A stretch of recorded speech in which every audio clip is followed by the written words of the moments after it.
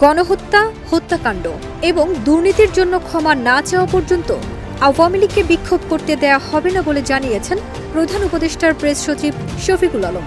২৯ জানুয়ারি নিজের verified Facebook আইডিতে এক পোস্টে এ বিষয়ে জানান তিনি।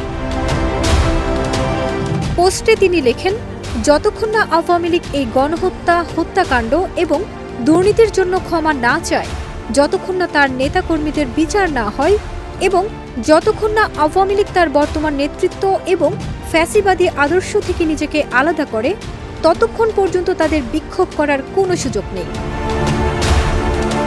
তিনি বলেন, আমরা কি ফ্যাসিবাদী আওয়ামী লীগ দলকে বিক্ষোভ করতে দেব?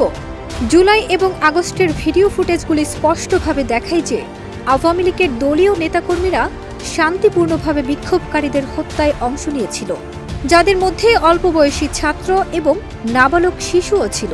শেখ হাসিনার নেতৃত্বাধীন দলীয় নেতৃত্বই জুলাইয়ের গণ অভ্যুত্থানের সময় গণহত্যা, খুন ও তাণ্ডবের জন্য দায়ী। পৃথিবীর কোনো দেশই একগুচ্ছ খুনি ও দুর্নীতিবাজ দলকে ফিরে আসতে দেয় না বলে মন্তব্য করে শফিকুল আলম বলেন, কোনো দেশই জবাবদিহিতা ছাড়া রিসেট করতে দেয় না।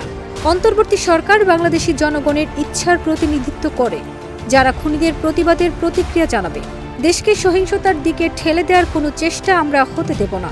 আওয়ামী লীগের ব্যানারে কেউ অবৈধ প্রতিবাদ করার সাহস করলে আইনের পূর্ণ ক্ষমতার সম্মুখীন হবে।